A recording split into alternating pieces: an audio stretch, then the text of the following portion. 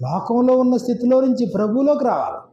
క్రీస్తులో ఉన్నావా? నువ్వు క్షేమంగా ఉన్నావు, నువ్వు భద్రతలో ఉన్నావు, నువ్వు దిగులు లేకుండా ఉన్నావు, మరణమన్నా భయం లేకుండా ఉన్నావు, భవిష్యత్తు మీద స్పష్టమైన అవగాహనతో ఉన్నావు. మరణమా? మన కీడేం లేదు సుమా. ప్రభువునందు మృతి పొందితే కీడు లేదు. కీడు ఎక్కడ? లోకంలో కీడు. ఎక్కడ చనిపోయారు అనుకోండి, కీడండి, కుటుంబానికి మైలండి, ఆ ఇంటి పేర్లకు మైలండి, ఎక్కడ? ఇక్కడ. అది కీడు మైలు ఇవన్నీ ఇక్కడ. ఎక్కడైతే మహానందకరమైనటువంటి దీవెనది. ధన్యులు.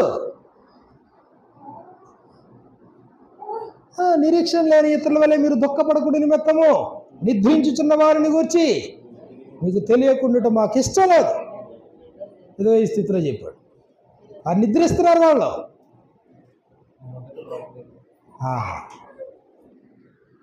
మొదట వాళ్ళే లేస్తారు. ఆ తర్వాత సజీవులమై నిలుచుండు మనం వారితో కూడా ప్రభుని ఎదుర్కొనుటకు ఆకాశ మండలం మీద మేఘల మీద కొనుపబడతాం. ఎంత ధన్యత, ఎంత నిరీక్షణ, ఎంత విశ్వాసం, ఎంత భద్రత. ఇలాంటి విలువైన దాన్ని మిస్ చేసుకున్నారండి చాలామంది. క్రీస్తునందు ఉన్నటువంటి స్థితిని అనుభవించలేకపోతున్నారు, ఆ స్థితిలోనికి రాలేకపోతున్నారు.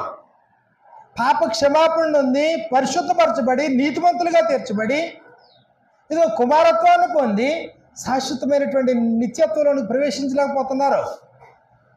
అక్కడ పాపాలు, శ్రమలు, బాధలు, ఇబ్బందులు, అక్కడ అసూయ, కుట్రలు, కుతంత్రాలు, రాజకీయాలు ఇవన్నీ వద్దు. దాన్ని విడిచిపెట్టేసి ప్రభులోకి రా.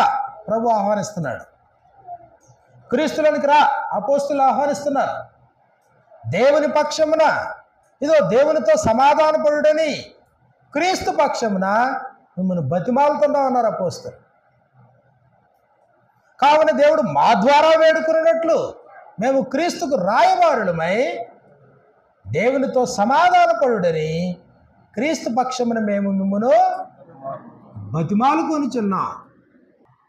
ప్రభు అయిన యేసుక్రీస్తు వారు పరము నుండి ఈ లోకానికి వచ్చారు.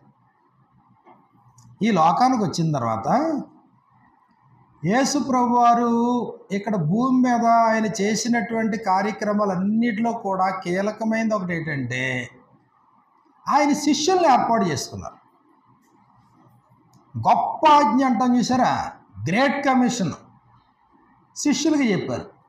మత్తయి సువార్త 28వ అధ్యాయము 18, 19, 20 వచనాల్లో all authority has been given to me in heaven and on earth. పరలోకమందును భూమి మీదను నాకు సర్వాధికారం ఇవ్వబడి ఉన్నది. కాబట్టి మీరు వెళ్ళి సమస్త జనులను పని ఎవరికి అప్పగించాడు? శిష్యులకు అప్పగించాడు. ఈ శిష్యులు ఎక్కడ శిష్యులు? ఎక్కడి నుంచి వచ్చారు ఈ శిష్యులు? యేసుప్రభుకి యేసుప్రభు వారి యొక్క శిష్యులు ఎక్కడి నుంచి ఊడిపడ్డారో, ఎక్కడి వారు? యోహాను సువార్త 17వ అధ్యాయంలో, యోహాను సువార్త 17వ అధ్యాయాన్ని మనం చూసినప్పుడు ఆ మాట ప్రాముఖ్యమైనది. అది లోకములో నుండి ఎన్నో వచనం అన్నది? 6వ వచనంలో 17:6 లోకములో నుండి నీవు నాకు అనుగ్రహించిన మనుషులకు నీ నామమును ప్రత్యక్షత పరిచితిని, వారు నీవారై ఉండిరి, నీవు వారిని నాకు అనుగ్రహించితివి, వారు నీ వాక్యము గైకొని ఉన్నారు. ఇక్కడ పాయింట్ ఏంటంటే ఇప్పుడు శిష్యులందరూ ఎక్కడ వాళ్ళేళ్ళో? లోకములో నుండి నీవు నాకు అనుగ్రహించిన మనుషులను. లోకములో నుండి అంటే అర్థమైంది కదా, ఈ లోకములో నుండి. They came from this world. ఈ లోకంలో నుండి నీవు నాకు అనుగ్రహించిన మనుషులు. 14వ వచనంలో అంటాడు వారి గురించి, వారికి నీ వాక్యం ఇచ్చి ఉన్నాను, నేను లోక సంబంధిని కానట్టు వారును లోక సంబంధులు కారు. ఇక్కడ చూడండి, ఇక్కడ నేను లోక సంబంధిని కాను, వారును లోక సంబంధులు. మరి ఎక్కడి నుంచి వచ్చారు వీళ్ళు? లోకములో నుండి నీవు నాకు అనుగ్రహించబడిన వారు కానీ లోక సంబంధులు కారు. లోక సంబంధులు ఎలా ఉంటారు? లోకంలో ఎలా ఉంటుంది పరిస్థితి? కాబట్టి అప్పుడు మనం ప్రాముఖ్యంగా మనం ఏం చేస్తామంటే లోకమునందుండే స్థితి ఏంటి, ఇది ప్రాముఖ్యమైంది. లోకంలో ఉన్నవారు ఎలా ఉంటారో. కానీ వీళ్ళు లోకంలో నుండే నీవు నాకు అనుగ్రహించావు, కానీ ఇప్పుడు వాళ్ళ లోక సంబంధులు కారు.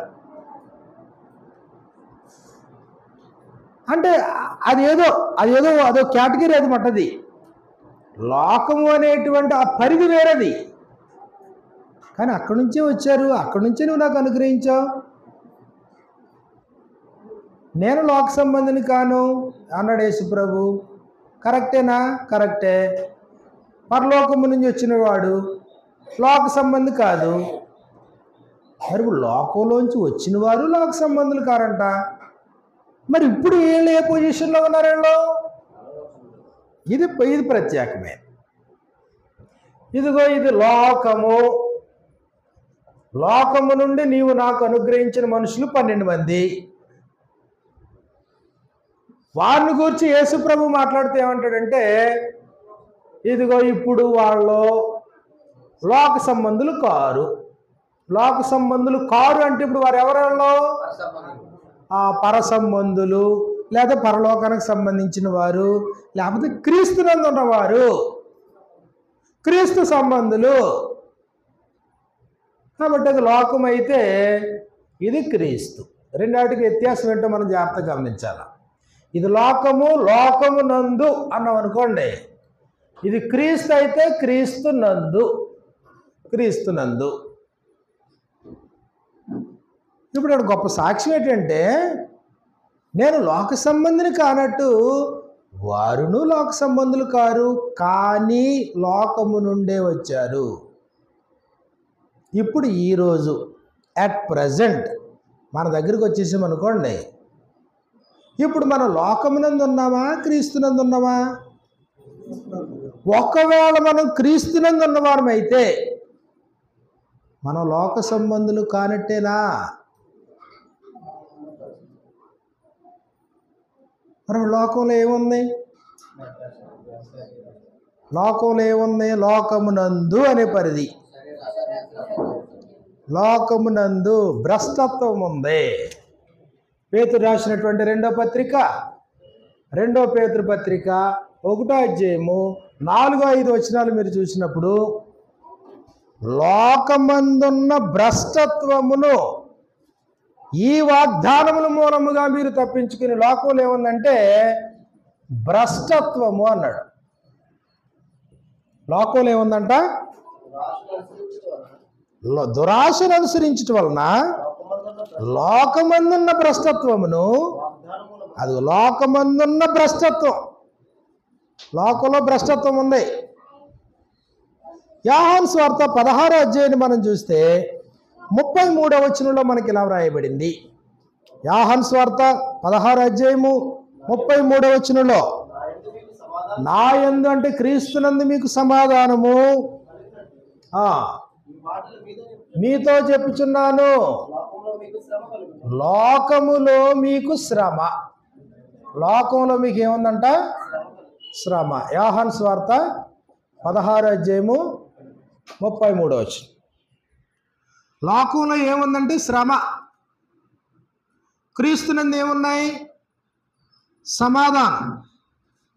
క్రీస్తునందు ఏమున్నాయి? ఆశీర్వాదాలు. లోకంలో ఏమున్నాయి? శ్రమ, వేదన, లేకపోతే బాధలు. కాబట్టి లోకంలో ఏముంది? ఎలాంటి స్థితిలో నుండి మనుషులు వచ్చారు? ఎఫెసీయులకు రాసిన పత్రిక 4వ అధ్యాయము 22వ వచనాన్ని మనం చూసినప్పుడు, ఎఫెసీయులకు రాసిన పత్రిక 4వ అధ్యాయము 22వ వచనంలో మనకి ఇలా వ్రాయబడింది, కావున మునుపటి ప్రవర్తన విషయంలోనైతే మోసకరమైన దురాశల వలన, ఇదిగో మునుపు మోసకరమైన దురాశలు, మోసకరమైన దురాశలు, చెడిపోవు స్వభావం చెడిపోయి, మోసకరమైనటువంటి దురాశలు ఉన్నాయి లోకంలో. దురాశలు అంటే అసంతృప్తితో జీవించే జీవితం, తృప్తి లేని జీవితం, ఉన్న వాటితో సంతోషంగా లేని జీవితం, ఇంకా ఏదో కావాలనేటువంటి కోరికతో కూడిన జీవితం. లోకంలో మీ పరిస్థితి ఇది.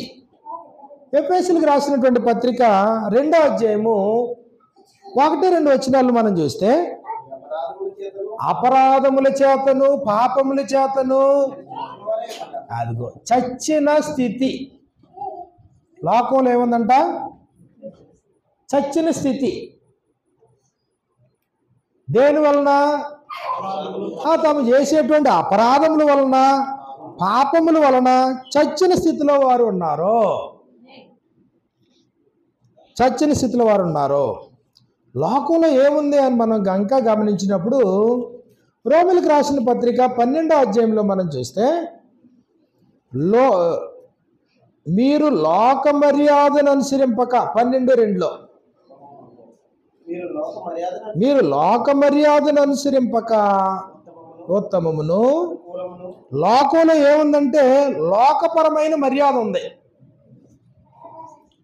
లోక మర్యాద అంటుంది దీన్ని. అంటే లోకానికంటూ ఒక మర్యాద ఉంది. లోకం మర్యాద వేరు, క్రీస్తులో ఉండే పరిస్థితి వేరు. లోక మర్యాద క్రీస్తులో పనికిరాదు. లోక మర్యాద వేరు, క్రీస్తునందు ఉన్నటువంటి మర్యాద పరిస్థితి వేరు. ఎఫెసీయులకు రాసినటువంటి పత్రిక 2వ అధ్యాయంలో ఈ లోక మర్యాదని ఏం చెప్పాడంటే ప్రపంచ ధర్మము అన్నాడు. ప్రపంచ ధర్మం. ఎఫెసీయులకు రాసినటువంటి పత్రిక 2వ అధ్యాయము 2వ వచనంలో మనకి ఇలా వ్రాయబడింది, మీరు వాటిని చేయుచు వాయుమండల సంబంధమైన అధిపతిని, అనగా విధేయులైన వారిని ఇప్పుడు ప్రేరేపించు శక్తికి అధిపతిని అనుసరించి, అది లోక మర్యాదకే మరొక పేరు ఏంటంటే ప్రపంచ ధర్మం. ప్రపంచ ధర్మము చొప్పున ప్రపంచ ధర్మం లోకంలో ఉంది. లోకములో నుండి నీవు నాకు అనుగ్రహించిన మనుషులు నేను లోక సంబంధిని కానట్టు వారును లోక సంబంధులు కారు అంటే, ఇప్పుడు వాళ్ళు ఎన్ని వదిలిపెట్టేసిన వారేనా?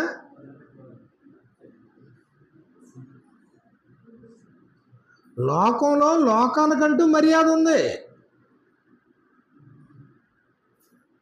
ఈ లోకం అంటే ఈ ప్రపంచానికి ఒక ధర్మం ఉంది.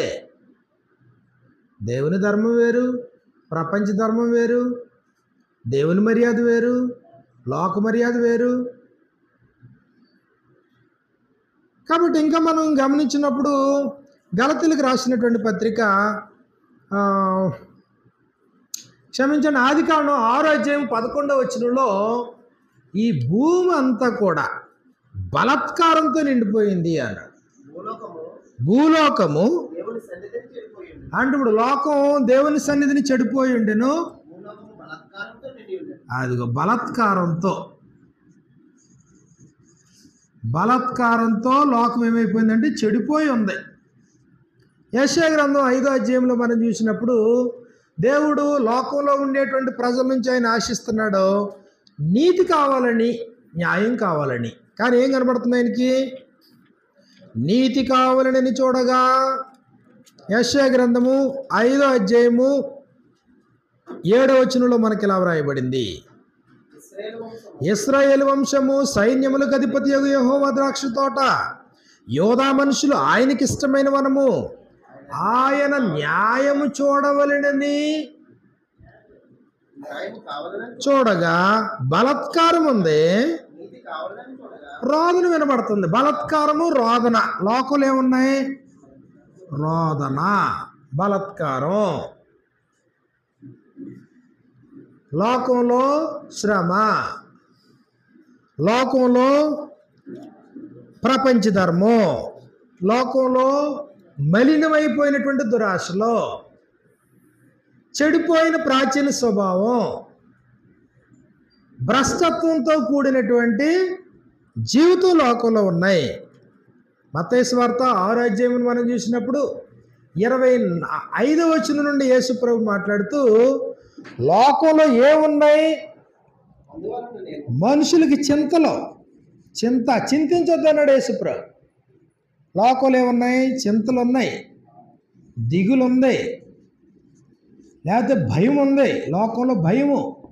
దేని గురించిన భయం ఇది? రేపటిని గురించిన భయం.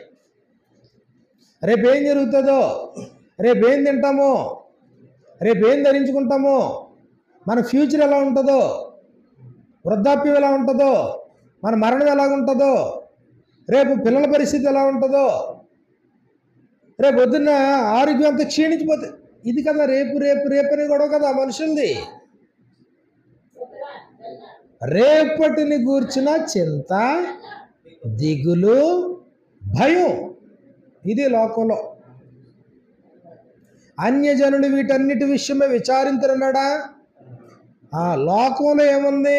విచారం ఉంది, లోకంలో దుఃఖం ఉంది, లోకంలో అసంతృప్తి ఉంది. ప్రతిదీ బైబిల్ రెఫరెన్స్లు ఉన్నాయి, ఇంకా అన్నీ చెప్పట్లేదు. దుఃఖం ఉంది లోకంలో, అభద్రతా భావం ఉంది, ఇన్సెక్యూర్ ఫీలింగ్ ఉంది, ఆందోళన ఉంది, స్ట్రెస్ ఉంది లోకంలో. నిజమేనా? అలాంటి లోకంలో నుండి దేవుడంట యేసు ప్రభుకి మనుషులను అప్పగించాడంట. యేసు ప్రభు వారంట వాళ్ళు లోక సంబంధులు కానట్టుగా మార్చేశారంట. ఇప్పుడు యేసు ప్రభు డిక్లరేషన్ ఇస్తాడు. ఇప్పుడు ఆయన ఇచ్చే డిక్లరేషన్ ఏంటి? లోకంలో నుండే నీవు నాకు మనుషులను అప్పగించావు, వాళ్ళని నేను ఇదిగో తయారు చేశాను, నీవు అనుగ్రహించే మాటలు నేను వారికి అప్పగించాను, వారి మాటలు విన్నారు, నిజముగా నేను నీ యొద్ద నుండి పంపబడిన వాడిని నమ్మారు, నన్ను పంపిన వాడిని నిన్ను నమ్మారు. ఇదిగో దేర్ఫోర్ ఫైనల్గా నేను చెప్పొచ్చేది ఏంటంటే, నేను లోకంలో నుండి ఇప్పుడు బయటకు వచ్చేస్తున్నాను నీ దగ్గరికి. అయితే నేను లోక సంబంధిని కానట్టుగా వీరును లోక సంబంధులు కారు.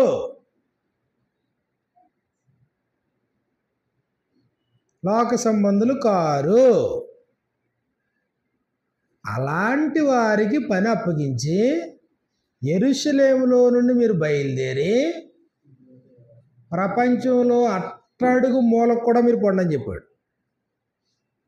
యెరూషలేము నుంచి ఆరంభం యోదయ సమరయ భూ దిగంతముల వరకు. అది go therefore and make disciples of all nations.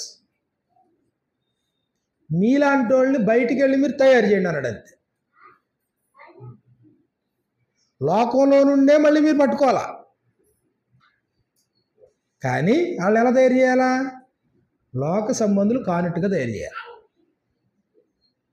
ఈరోజు మన పని ఏంటి? మన పని ఏదైనా భ్రష్టత్వంలో ఉన్నవాడిని ఏరుకొచ్చి, మలినమైపోయిన దురాశల్లో ఉన్నవాడిని ఏరుకొచ్చి, శ్రమల్లో, బాధల్లో, ఇబ్బందుల్లో, అభద్రతాభావంతో, లేకపోతే ఈర్ష్య, అసూయ, కుళ్ళు, కలహాలు, కపటంతో నిండిపోయిన మనుషులతో, భేదాభిప్రాయాలు కలిగినటువంటి వారిని తీసుకుని వచ్చి ఇప్పుడు ఏం చేయాలి? ఇప్పుడు లోక సంబంధులు కానట్టుగా వారిని తయారు చేయాలి. అది క్రీస్తునందు ఉన్న స్థితి. క్రీస్తునందు దేవుడు పరలోక విషయములలో ఎక్కడ మీకు శ్రమ అయితే ఎక్కడ మీకు ఆశీర్వాదాలన్నీ ఉన్నాయి. ఎఫెసీ పత్రిక 1వ అధ్యాయము 3వ వచనంలో పరలోక విషయములలో ఆత్మ సంబంధమైన ప్రతి ఆశీర్వాదము. ఈ ఆశీర్వాదాలు ఎందుకు? ఈ ఆశీర్వాదాలు ఎందుకు అంటే లోకమందు ఉన్నటువంటి స్థితిని మెరుగుపరచుకోవడానికి కాదు ఈ ఆశీర్వాదాలు. లోకమందున్న స్థితి నుండి తప్పింపబడడానికి ఆశీర్వాదాలు. పేతురు రాసినటువంటి 1వ పత్రిక 2వ పత్రిక 1వ అధ్యాయము పేతురు రాసినటువంటి 2వ పత్రిక 1వ అధ్యాయం 4-5 వచనాల్లో దురాశను అనుసరించటం వలన లోకమందున్న భ్రష్టత్వం, ఇదిగో భ్రష్టత్వం, ఈ వాగ్దానముల మూలముగా మీరు తప్పించుకొని, అంటే క్రీస్తునందు ఏమున్నాయి? వాగ్దానాలు ఉన్నాయి. క్రీస్తునందు వాగ్దానాలు ఉన్నాయి, ప్రామిసులు ఉన్నాయి. మనకే లోకంలో ఉన్న వాళ్ళకి ప్రామిసులు లేవు. దురాశను అనుసరించటం వలన లోకమందున్న భ్రష్టత్వమును, ఇదిగో దేవుడు క్రీస్తునందు అనుగ్రహించే వాగ్దానముల మూలముగా భ్రష్టత్వమును మీరు తప్పించుకొని నిమిత్తం అన్నాడన్నమాట. అక్కడ ఆ మాట ఉందనన్న చదవసారిది. దురాశను అనుసరించటం వలన లోకమందున్న భ్రష్టత్వమును, ఇదిగో క్రీస్తునందు దేవుడు అనుగ్రహించి వాగ్దానముల మూలముగా మీరు తప్పించుకొని, అది ఇక్కడేమో స్వభావం మారిపోయింది, చెడిపోవు స్వభావం. ఇక్కడ స్వభావం చెడిపోయింది, కానీ ఇక్కడికి వస్తే దేవ స్వభావమునందు పాలువారగినట్లు. దేవ స్వభావం, వాగ్దానాలు దేనికి ఉపయోగపడతాయంట? దేవ స్వభావమునందు పాలువారగినట్లు. అది క్రీస్తులో.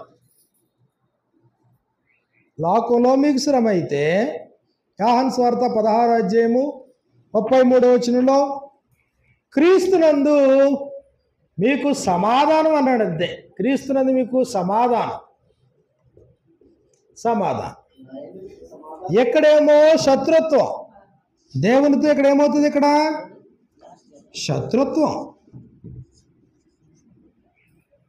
ఎక్కడేమో కుమారత్వం, శత్రుత్వాన్ని పోగొడతాడో క్రీస్తునందు మిమ్మను ఉచితముగానే కుమారులుగా. అక్కడేమో శత్రువులైతే ఎక్కడేమో కుమారులుగా. అక్కడేమో ప్రాచీన స్వభావం ప్రపంచ ధర్మం అయితే ఎక్కడేమన్నాడు? ఇక్కడ నవీన స్వభావం, క్రీస్తునందు నవీన స్వభావము. ఎఫెసీయులకు రాసిన పత్రిక 5వ అధ్యాయము 7-9 వచనాలు మనం చూసినప్పుడు, దానిపైన చదువు నాన్న. 6వ వచనం చదువు, అక్కడి నుంచి చదువుకోలే. ఎఫెసీయులకు రాసినటువంటి పత్రిక 5వ అధ్యాయము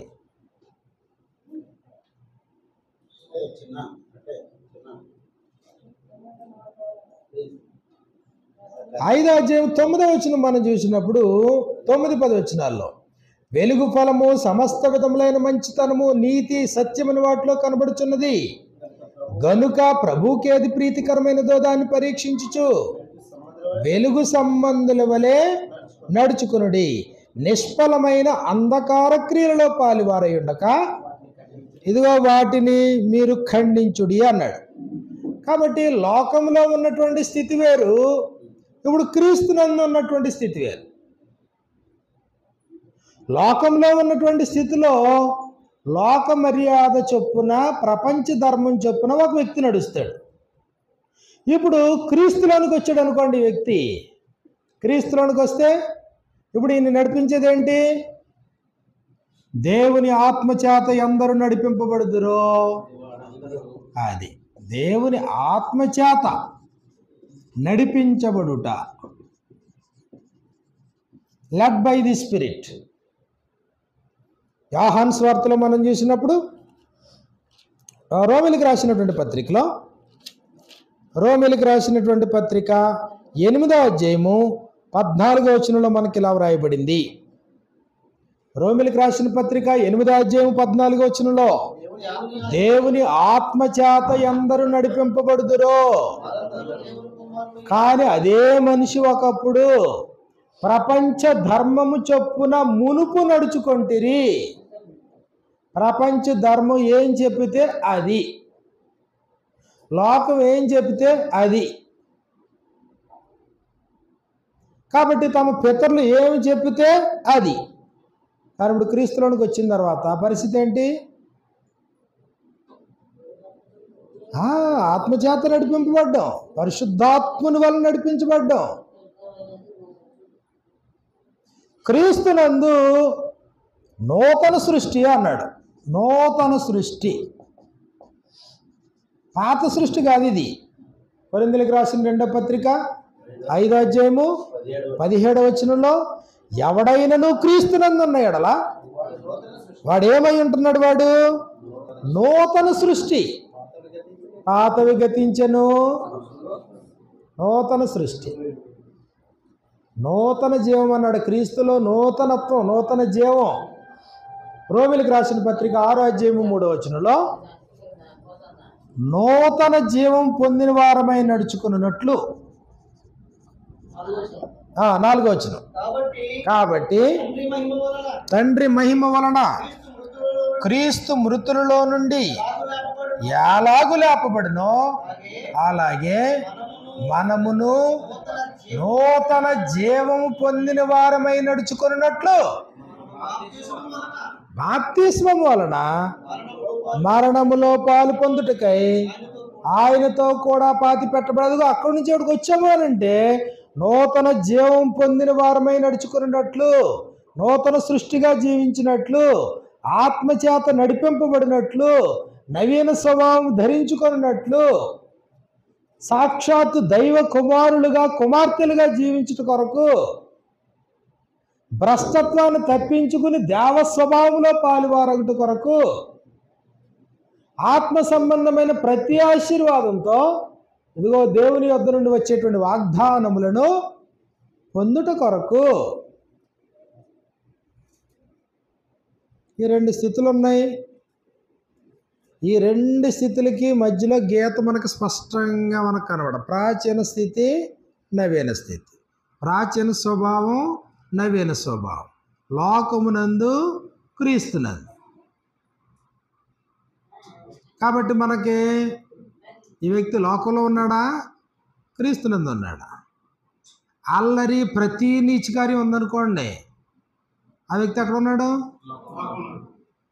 యాకోబు రాసిన పత్రిక 3వ అధ్యాయంలో భూ సంబంధమైన జ్ఞానం ఉందంట. అదిగో అది లోకంలో. లోకంలో ఏముంటుంది? భూ సంబంధమైన జ్ఞానం ఉంటుంది. అది త్వరగా లోబడదు. అది చూడండి, మాటలు ఎంత చక్కగా చెప్పాడు. యాకోబు రాసినటువంటి పత్రిక 3వ అధ్యాయంలో మనం చూసినప్పుడు 3వ అధ్యాయము 14వ వచనం నుండి, అయితే మీ హృదయములో సహింపనలనివి కాని మత్సరమును, అదిగో మత్సరం, వివాదం.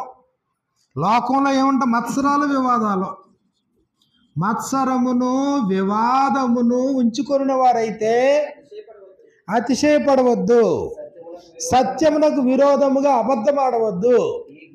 ఇదిగో ఈ జ్ఞానము పైనుండి దిగి వచ్చినది కాక భూ సంబంధమైనదియు ప్రకృతి సంబంధమైనదియు. ఇదిగో లోకములోనికి ఏముంటుందంటే దయ్యాల జ్ఞానం, ప్రకృతి సంబంధమైన లోక సంబంధమైన జ్ఞానం. దాని గురించి లక్షలు లక్షలు ఖర్చు పెడతాం, దాని గురించి అనుభవాన్ని గడిస్తూ ఉంటాం. లోక జ్ఞానం, లోక జ్ఞానాన్ని వెర్రితనంగా చేసిన అన్నాడైనా. ఇది మళ్ళీ వెనక్కి చదువుదాం. కొరింథీయులకు రాసినటువంటి పత్రికలో మనం చూసినప్పుడు, కొరింథీయులకు రాసినటువంటి 1వ పత్రిక 3వ అధ్యాయము 19వ వచనంలో మనకి ఇలా వ్రాయబడింది, ఈ లోక జ్ఞానము అది దేవుని దృష్టి వెర్రితనం. ఇక్కడేమో పర సంబంధమైన జ్ఞానం ఇది. ఇక్కడ ఈ జ్ఞానం ఏంటిది? లోక సంబంధమైన జ్ఞానం ఇది. ఈ లోక సంబంధమైన జ్ఞానం అంటే దేవుని దృష్టికి ఎలా ఉంది? ఇది వెర్రితనంగా ఉంది.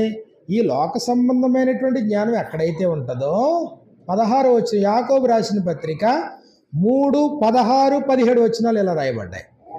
యాలయనగా మత్సరమును, వివాదమును ఎక్కడ ఉండునో అక్కడ అల్లరియు, అరే అల్లరి ప్రతి నీచ కార్యం, అల్లరి ప్రతి నీచ కార్యం, అల్లరి ప్రతి నీచ కార్యం. మనుషులు ఇంకా వివాదాల్లో ఉన్నారనుకోండి, ఇంకా ఈర్ష్య అసూయలో ఉన్నారనుకోండి, ఇంకా కలహాల్లో ఉన్నారనుకోండి, ఇంకా మత్సరంలో ఉన్నారనుకోండి, అల్లరి ప్రతి విధమైన నీచ కార్యాల్లో కుటుంబాలు ఉన్నాయనుకోండి, స్టిల్ ఇంకెక్కడున్నారు?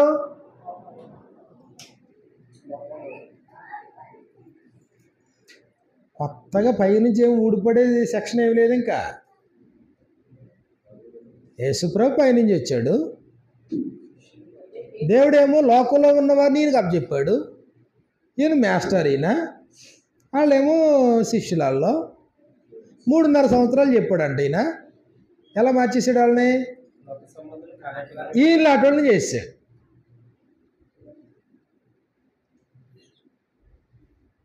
లోక సంబంధులు కానట్టుగా మార్చేశాడు. వారికి పని అప్పచెప్పాడు. అబ్బాయిలు, అధికారంతో నేను చెప్తున్నాను, పరలోకంలో భూమి మీద సర్వాధికారిని అధికారంతో నేను చెప్తున్నాను, వెళ్ళండి సార్, ఇంక మీరు సమస్త జనుల్ని శిష్యులుగా చేయండి. అంటే సమస్త జనుల్ని మీలాంటి వాళ్ళు చేసేయండి. అలా మారిపోయిన వాళ్ళకి బాప్తిసం ఇచ్చేసేయండి. అలాంటి వారికి నేను ఆజ్ఞాపించింది మీరు బోధించండి వాళ్ళకి. మన పని మనకు ఎంతవరకు అర్థమైందో నాకు తెలియదు, కానీ మన పని ఇదే పని. ఎక్కడ నచ్చదు సుమా, ఏ మనుషులు నచ్చదు వాస్తవానికి చూస్తేనే. ఏ వాతావరణం నచ్చదో ఆత్మ సంబంధికి, కానీ అడ్జస్ట్ అవుతాడు. లోతున్నాడా? ఎక్కడున్నాడు? కంఫర్టబుల్గా ఉందా పరిస్థితి? మరి లోతు మనసు ఎలాగుందన్నాడు? ప్రతిదినము అతడు చూసిన దానిని బట్టి, వినిన దానిని బట్టి నీతి గల తన మనస్సును నొప్పించుకొనుచు వచ్చెను. అది పేతురు రాసినటువంటి రెండవ పత్రికను మనం చూసినప్పుడు 2వ అధ్యాయంలో, పేతురు రాసినటువంటి 2వ పత్రిక 2వ అధ్యాయము 8వ వచనంలో మనకి ఇలా వ్రాయబడింది. ఆ నీతిమంతుడు, లోతును గురించి మాట్లాడుతూ, ఆ నీతిమంతుడు వారి మధ్యన, ఎవరి మధ్యన ఉన్నాడు? సొదొమ గొమొర్రా మనుషుల మధ్యను, వారి మధ్యను, అంటే లోక సంబంధుల మధ్యను అతడు కాపురం ఉండి తాను చూచిన దానిని బట్టి, వినిన వాటిని బట్టి వారి అక్రమం విషయములో దినదినము నీతిగల తన మనస్సును నొప్పించుకొనుచు వచ్చెను. పొద్దున్న లేస్తాడు పాపం, కళ్ళతో చూడాలా అక్రమాన్ని. పొద్దున్న లేస్తాడు, ఏదేదో వినాలా చెవులతో. ఏం వినాలా? వాళ్ళ అక్రమాన్ని వినాలా? ఏం చేయగలడు మనిషి? నీతిగల తన మనసును నొప్పించుకుంటా బ్రతకాలా? చెప్తాడు, వింటావా? యేసుప్రభు చేసింది అదే పని. ఆయన ఎక్కడికి వెళ్ళినా ఆయనకి పూలపాన్పు ఏమీ లేదు. ఎక్కడికి వెళ్ళినా అనుకూలమైన మనుషులు ఎక్కడ దొరకలేదు ఆయనకి. అపోస్తలుల పాటలు కూడా అవే. ఈరోజు నిజంగా మనకు అర్థమైతే మన పరిస్థితి కూడా అదే. ఒక పెళ్ళికి వెళ్ళు, లేదా ఒక మరణం దగ్గరికి వెళ్ళు, లేకపోతే ఎక్కడికి వెళ్ళు భక్తిహీనత కనబడుతుంది.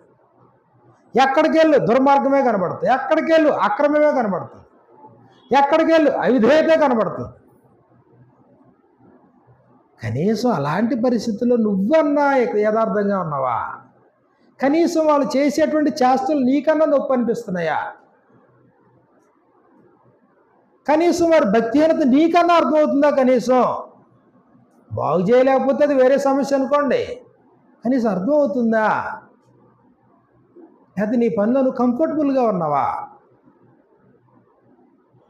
ఎందుకంటే విశ్వాసానికి సంబంధించిన మనుషులు అలాంటి వారికి ఈ లోకం యోగ్యమైంది కాదన్నాడు ఆయన. అవునా? హెబ్రీలకు రాసినటువంటి పత్రిక 11వ అధ్యాయం మనం చూసినప్పుడు, హెబ్రీలకు రాసినటువంటి పత్రిక 11వ అధ్యాయంలో విశ్వాస వీరులను గురించి అనేక విషయాలు మాట్లాడిన తర్వాత, ఇదిగో 38వ వచనంలో ఆ గొర్రె చర్మములు మేక చర్మములు వేసుకొని దరిద్రులయ్యుండి శ్రమపడి హింస పొందుచు అడవులలోను కొండల మీదను గుహలలోను సొరంగముల్లోను తిరుగులాడుచు సంచరి అట్టివారికి ఈ లోకము యోగ్యమైనది కాదు. అంతే. ఒకసారి నువ్వు క్రీస్తులోకి వచ్చావా, నీ జీవితం ప్రత్యేకమైంది. అలాంటి వ్యక్తి ఒకవేళ మళ్ళీ వెనకున్నటువంటి మనుషుల మధ్యలోనే బ్రతకాలి. అది నీకు యోగ్యకరమైందా, అనుకూలమైందా లోకం? నీ మాటలు వేరు, వాళ్ళ మాటలు వేరు. నీ ఆలోచనలు వేరు, వాళ్ళ ఆలోచనలు వేరు. నీకు వచ్చే తలంపులు వేరు, వాళ్ళకు వచ్చే తలంపులు వేరు. నీ క్రియలు వేరు, వాళ్ళ క్రియలు వేరు. నీ విశ్వాసం వేరు, వాళ్ళ విశ్వాసం వేరు. నీ భక్తి వేరు, వాళ్ళ భక్తి వేరు. కానీ టాస్క్ ఏంటి, పనేంటి? అలాంటి మనుషుల్నే యేసుప్రభు అందుకే అంటాడు, అనేక మార్లు చెప్పిన సందర్భం అదే. యేసుప్రభు నీతిమంతుల్ని పిలవలేదు. ఎవరి కోసం వచ్చాడంటే ఆయన భక్తిహీనులమై ఉన్నప్పుడు, భక్తిహీనులుగా ఉన్నప్పుడు, మనం పాపులమై ఉండగానే, ఇంకా పాపులుగా ఉండగానే, శత్రువులమై ఉండగా శత్రువులుగా ఉన్నప్పుడే, అలాంటి వారి కోసమే నేను వచ్చాను అన్నాడు. అలాంటి వారి కోసం నేను వచ్చాను. రోగులకే వైద్యుడు, నశించిన దానిని వెదకి రక్షించడానికే నేను వచ్చాను. అక్కడ భద్రతతో కూడిన జీవితం లేదు. అక్కడ ప్రశాంతత ఉంటుందా? అక్కడ నెమ్మది ఉంటుందా? అందుకు యేసుప్రభు ఆహ్వానించాడు మటండి.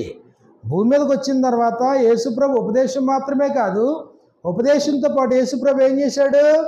రండి రండి అనేక సార్లు వస్తాయి మాట. ఎందుకు ఆహ్వానించాడా? ఆహ్వానించాడు యేసుప్రభు. ప్రయాసపడే వాళ్ళని ఆహ్వానించాడా? ఇదిగో సులువుగా చిక్కులు పెట్టి ఈ పాపంలో ఉన్నటువంటి వారిని ఆహ్వానించాడా? నా దగ్గరికి రండి, మీకు సమాధానం కలుగుతుంది. నా దగ్గర మీకు దీవెనలు ఉంటాయి, వాగ్దానాలు ఉన్నాయి, దీవెనలు ఉన్నాయి. మిమ్మల్ని నా కుమారులుగా స్వీకరిస్తాను, నా ఆత్మని మీకు అనుగ్రహిస్తాను. ఇదిగో మిమ్మల్ని సంఘంలో చేర్చుకుంటాను, మీకు మంచి సహవాసాన్ని, మీలాంటి మనుషుల్ని నేను ఏర్పాటు చేస్తాను, మీ ప్రతి అవసరత నేను తీరుస్తాను, శాశ్వతమైన నిత్య జీవాన్ని కూడా నేను అనుగ్రహిస్తాను. ఇది కదా గ్రేట్ ఇన్విటేషన్ ఇది. అయితే పరిస్థితి ఏంటి? లోకములో ఉన్న స్థితిని వదిలిపెట్టాలి. లోకంలోనే బతుకుతావు, అదే మనుషుల మధ్యన బ్రతుకుతావు. మూర్ఖులకు ఈ తరము నుండి వేరై, మూర్ఖ జనం అన్నాడు. అంతే,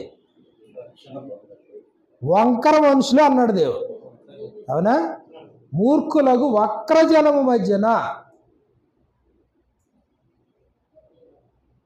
న్యాయాధిపతుల కాలంలో అయితే అంటాడు ఆయన, యెహోవాను ఎరగని తరం అన్నాడు. అది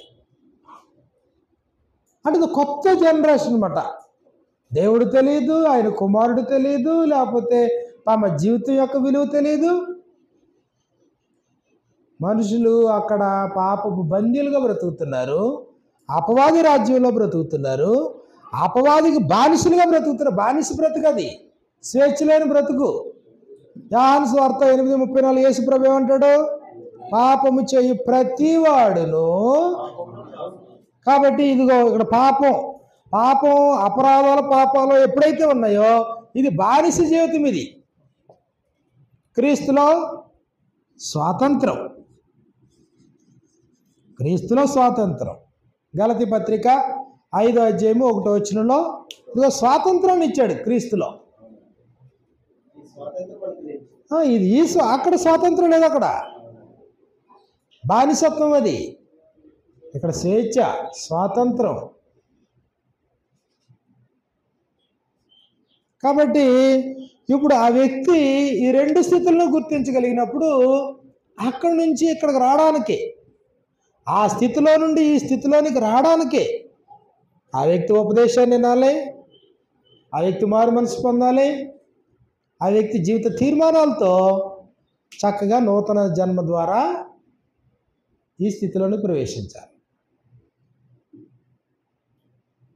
ఈ స్థితి వేరు, ఈ పౌరత్వం వేరు, ఆ పౌరత్వం వేరు, ఈ ధర్మం వేరు, ఆ ధర్మం వేరు, ఎక్కడుండే భవిష్యత్తు వేరు, అక్కడుండే భవిష్యత్తు వేరు. అపోస్తలులు ఎక్కడికి వెళ్ళినా ఇదే వివరించారు. ప్రాచీన స్థితి ఇలా ఉంది, మునుపటి జీవితంలో ఇది ఏమంటాడు అక్కడ తీతుపత్రిక 3:3లో, తీతుపత్రిక 3:3-4 వచనాల్లో, తీతుపత్రిక 3:3 ఎందుకనగా అదిగో మునుపు అవివేకులము, అవిధేయులము, మోసపోయిన వారము, నానా విధములైన దురాశల చేతను భోగములకును దాసురకం చేసి దుష్టత్వమునందును అసూయందును, అది మునుపు బతుకది. అంటే ఇప్పుడు నూతన స్వభావాలు ఏం చేస్తాయి? ఇప్పుడు అవివేకాన్ని విడిచిపెడతాం, అవిధేయతను విడిచిపెడతాం, మోసపోయే స్థితిని విడిచిపెడతాం, నానా విధములైన దురాశలను సిలువలో చంపుతాం, భోగాలు విడిచిపెడతాం, దుష్టత్వాన్ని విడిచిపెడతాం, అసూయను విడిచిపెడతాం, నూతన స్వభావంతో ఇక్కడ బ్రతుకుతాం.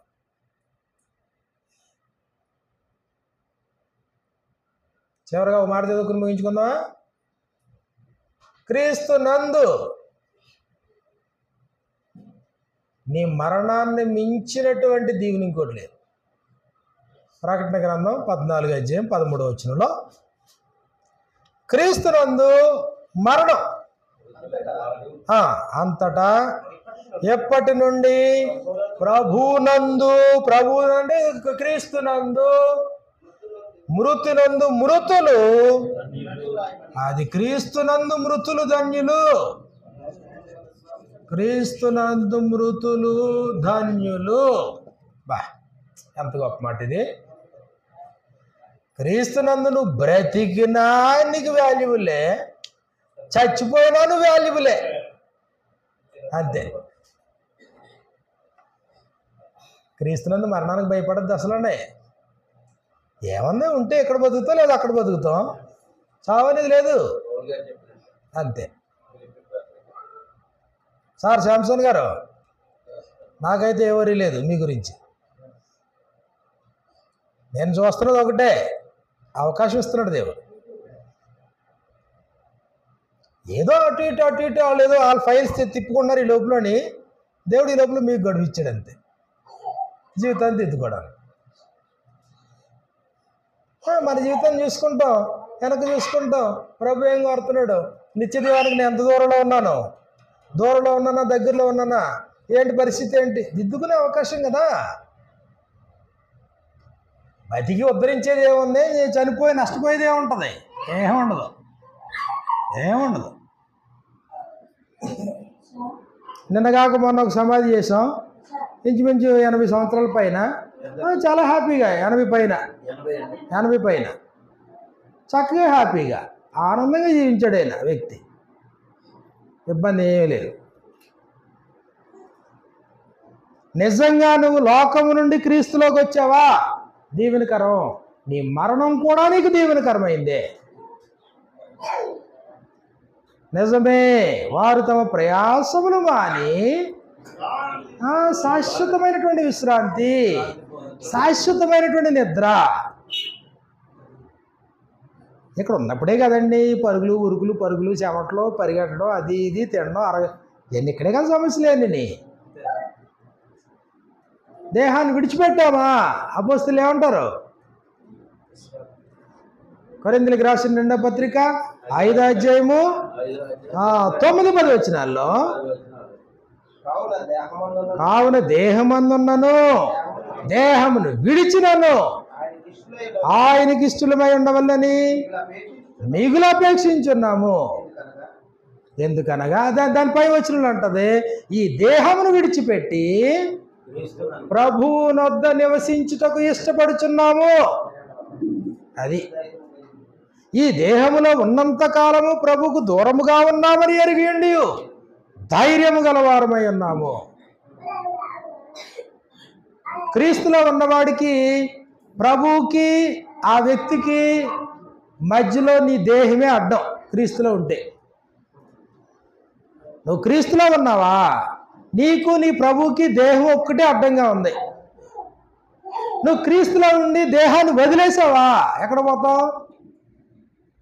దేవుని వద్దకు. ఆ మాట చదివినాను, అది 7వ వచనం నుంచి అనుకుంటుంది. కనుక ఈ దేహములో నివసించుచున్నంత కాలము ప్రభువునకు దూరముగా ఉన్నామని ఎరిగిండి ఎల్లప్పుడూ ధైర్యము గలవారమై ఉన్నాము. ఇట్లు ధైర్యము కలిగి ఈ దేహమును విడిచిపెట్టి ప్రభువునొద్ద నివసించుటకు ఇష్టపడుచున్నాము.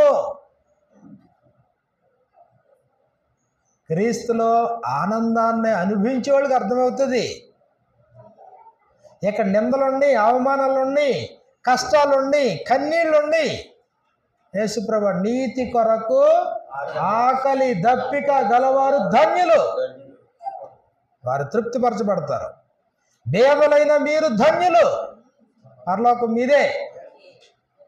నా నిమిత్తము జనులు మిమ్మల్ని నిందించి హింసించి మీ మీద అబద్ధముగా చెడ్డ మాటలలో పలుకున్నప్పుడు మీరు ధన్యులు, సంతోషించి ఆనందించుడి, పరలోకమందు మీ ఫలం అధికమై ఉండును. ఎక్కడ పౌరత్వం ఇది?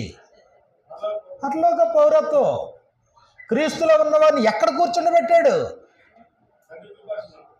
ఎక్కడ కూర్చుండబెట్టాడు? ఎఫెసీ పత్రిక 2వ అధ్యాయము 4వ వచనం నుండి, ఆయనను దేవుడు కరుణా సంపన్నుడై ఉండి మీరు మీ అపరాధముల చేత చచ్చిన వారమై ఉన్నప్పుడు సైతము మన ఎడల ఆయన చూపిన తన మహాప్రేమ చేత క్రీస్తుతో పాటు మనలను బ్రతికింపజేసి, ఆ తర్వాత వచనంలో పరలోకమునందు క్రీస్తు యేసునందు ఆయనతో కూడా లేపి పరలోకమునందు ఆయనతో కూడా కూర్చుండబెట్టిన క్రీస్తునందు ఎక్కడ కూర్చున్నావు? ఆల్రెడీ క్రీస్తుతో పాటు పరలోకంలో కూర్చున్నావు. అంతకంటే ఇంకేం కావాలండి? ఈ లోకాన్ని అనిపించడానికి ఏముంది? ఈ లోకంలో అవి గతించిపోతాయి అన్నాడు. లోకంలో ఉండేవి శరీరాశ, నేత్రాశ, జీవపడమని చెప్పి లోకమును దాని ఆశయు గతించిపోవును. ఇప్పుడు ఆ వెనకాల చిన్నపిల్లలు ఉన్నారు కదా, వాళ్ళు ఆశించేది మనం ఆశించేది ఒకటేనా? ఇప్పుడు వాళ్ళకి ఏం కావాలా? ఏదన్నా ఆట వస్తువు కావాలి. మనకు ఇప్పుడు ఏం కావాలి? ఇప్పుడు మనకి ఆట వస్తువులు కావాలా? మరి శరీరాశలు మారిపోయినాయా? చిన్నప్పుడు పిల్లల్ని ఎక్కడికైనా షాప్ తీసుకెళ్ళాలనుకోండి, ఆ బొమ్మ కావాలి, ఇది కావాలి, బిస్కెట్ కావాలి, అది కావాలంటారు. కాస్త ఇంటర్మీడియట్, డిగ్రీ కుర్రోడిని ఎవరైనా తీసుకెళ్ళాలనుకోండి, వాడు కోరుకుని వేరా, ఆ తర్వాత వేరా, ఇప్పుడు నా వయసులో వేరా, ఇప్పుడు ఆయన వయసులో. మరి శరీరాశ మారిపోయిందా? శరీరాశ ఎప్పుడు ఒకటే ఉందా? నేత్రాశ మారిపోతుందా? మారిపోతుంది నేత్రాశ. దేహం దేన్ని కోరుకుంటుందో ఒకప్పుడు, ఆ స్థితి మారిపోతే దేహం దాన్ని యాక్సెప్ట్ చేయదు, దేహం దాన్ని తిరస్కరించదు. దేహం ఆహారాన్ని కోరుకునే రోజు ఉండొచ్చు, ఒక రోజు ఆకలికి అలమటించే రోజు ఉండొచ్చు. అదే సమయంలో ఎన్ని ఆహార పదార్థాలు ముందున్నా వద్దులే బాబు చాలు అయిపోయింది అనే పరిస్థితి రాదా? వీధికి, గల్లీకి, పేటకి వెనకాల అమ్మాయిల వెనకాల తిరిగిన రోజులు ఉండొచ్చు. ఒకేసారి 10 మంది వచ్చినా కానీ బాబు వద్దు అనే రోజు ఉంటుందా ఉండదా? దేహం ఎప్పుడో ఒకటి కోరుకోదు. దేహం ఎప్పుడు కోరుకోదు. శరీరాశ మారిపోతుందా? నేత్రాశ మారిపోతుందా? లుక్స్ మారిపోతాయి, మారవా? చిన్నపిల్లల లుక్స్ వేరు, వాళ్ళ అబ్జర్వేషన్ వేరు, చదువుకునే పిల్లల లుక్స్ వేరు, యవనస్తుల లుక్స్ వేరు, తర్వాత వాళ్ళ లుక్స్ వేరు, వృద్ధాప్యంలో ఉన్న వాళ్ళ లుక్స్ వేరు. శరీరాశ మారిపోతుంది. అందుకే అన్నమాట, విల్ పాస్ అవే. లోకమును దాని ఆశయు గతించిపోతున్నాయి. దాని మీద ఎందుకు నువ్వు దృష్టి పెడతావు? అది లోకం. గతించిపోయేటువంటి పరిస్థితి అక్కడ ఉంది. నిత్య యవ్వనం అక్కడ ఉండదు. నిత్యము ఒకే కోరిక అక్కడ ఉండదు. నిత్యము ఒకే వాంఛలు అక్కడ లేవు. Change change change change change.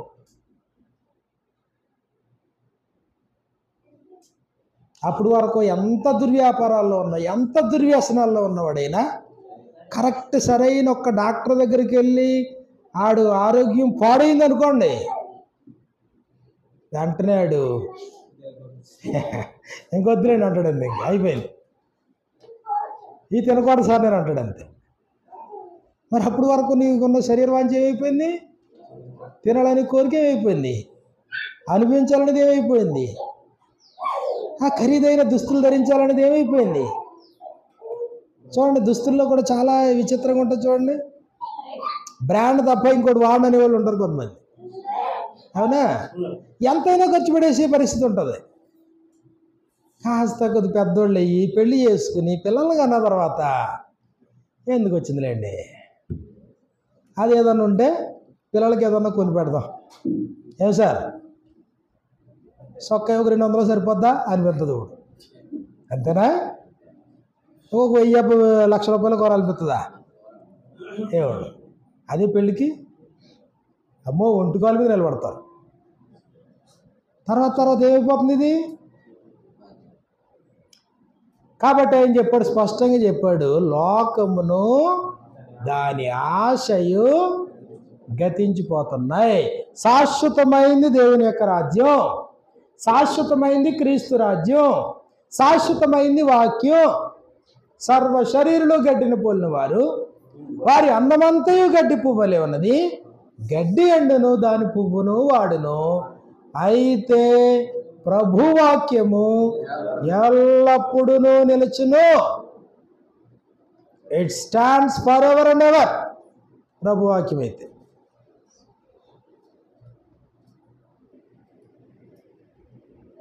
కాబట్టి ఇది గొప్ప పని. అందుకే స్వార్థ ప్రకటించి వారి పాదములు ఎంతో సుందరములైనవి అన్నాడు.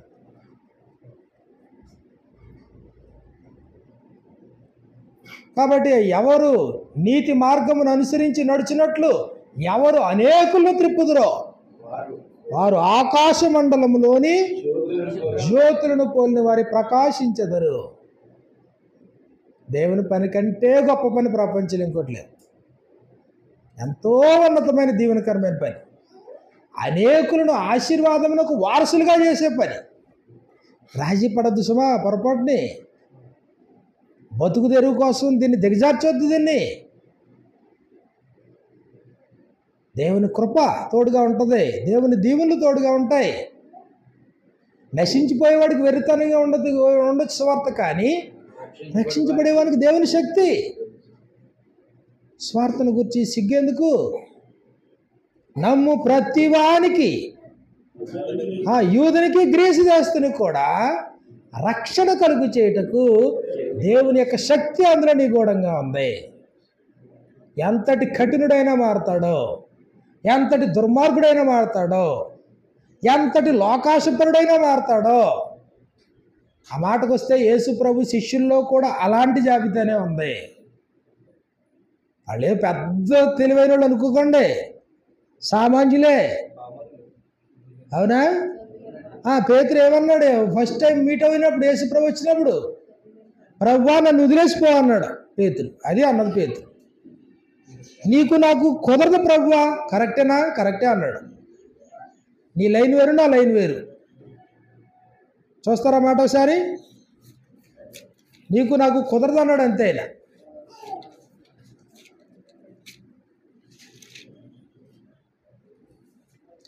లూకాసు వార్త 5వ అధ్యాయాన్ని మనం చూసినప్పుడు 8-9 వచనాల్లో మనకి ఇలా వ్రాయబడింది.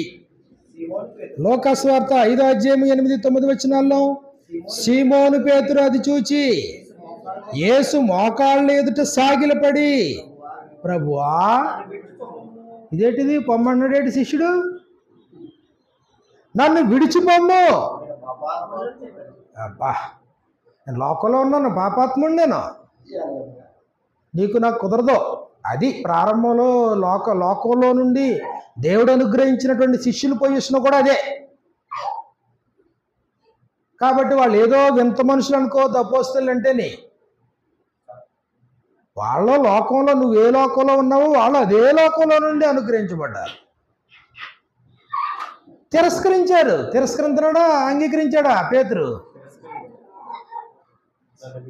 మోకాళ్ళు వేసి గౌరవంగాని, ప్రభువా, నన్ను విడిచిపో, నేను పాపాత్ముడిని, నీకు నాకు కుదరదు. అలాంటి వాడు ఎంత స్థాయికి వచ్చేసాడు? పేతురు, నువ్వు నన్ను ప్రేమించున్నావా అడిగాడా? లాస్ట్ని అడిగాడా? ట్రైనింగ్ అంతా అయిపోయిన తర్వాత అడిగాడా? పేతురు, నిజముగా నువ్వు నన్ను ప్రేమించున్నావా?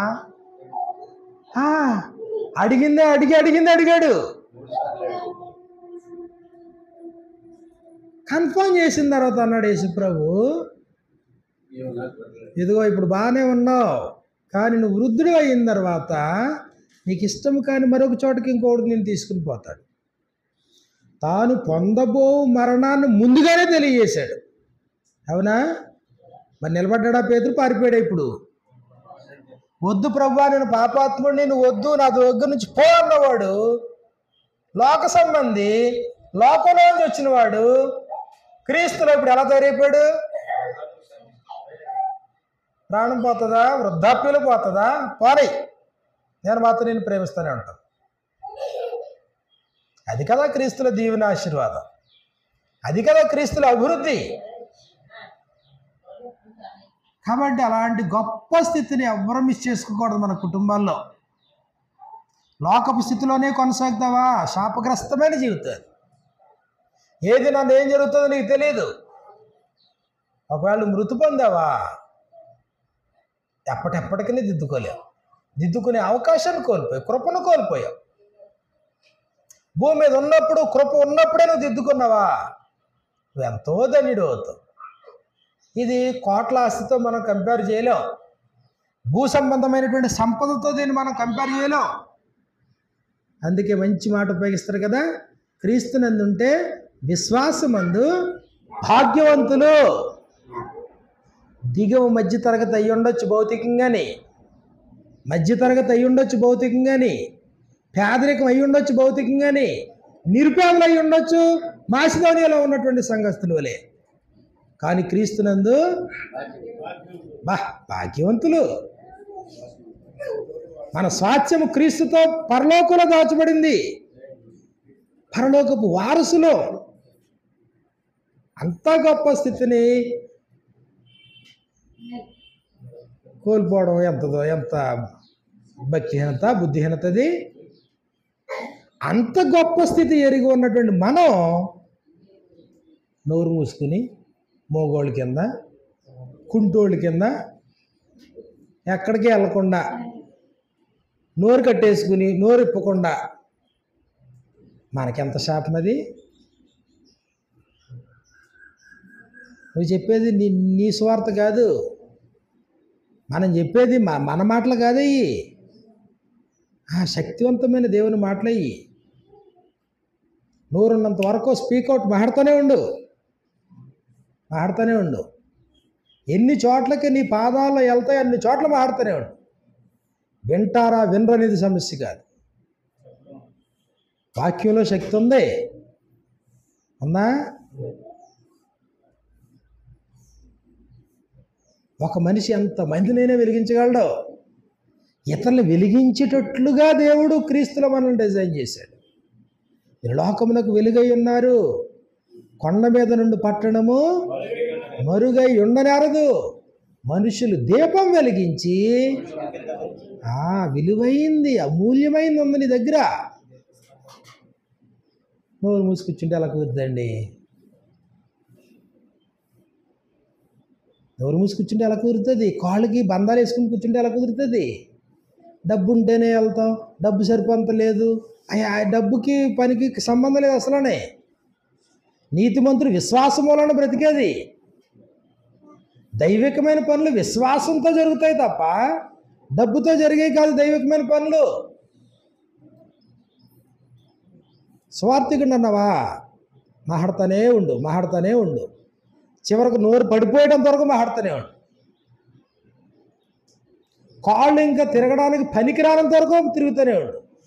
అది స్వార్థికుడు అంటే. గొప్ప స్థితిని దేవుడు మనకు అనుగ్రహించాడు. క్రీస్తునందు ఉండే గొప్ప భాగ్యాన్ని దేవుడు మనకు అనుగ్రహించాడు. అలాంటి స్థితిని మనలో ప్రతి వారము కలిగి ఉండి అనేకులకి దాన్ని ప్రకటించాలని మీలో ప్రతి వారిని ప్రేమపూర్వకంగా మనం చేస్తూ ఇంతటితో వాక్యాన్ని ముగిస్తున్నాను. అందరికీ వందనాలు.